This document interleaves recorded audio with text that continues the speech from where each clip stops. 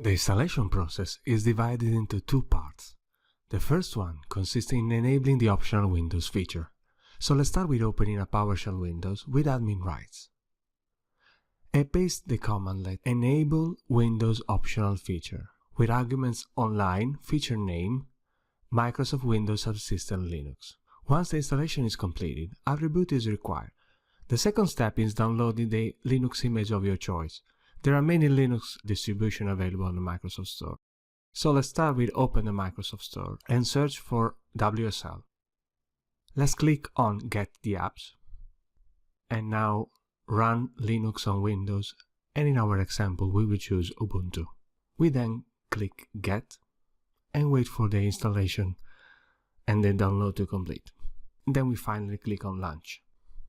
As a post-installation task, the first time that we launch WSL, we will need to configure a username and password. And the installation is successfully completed. We can now list the root folder. If we want to start an interactive session just from the Start menu, let's type WSL.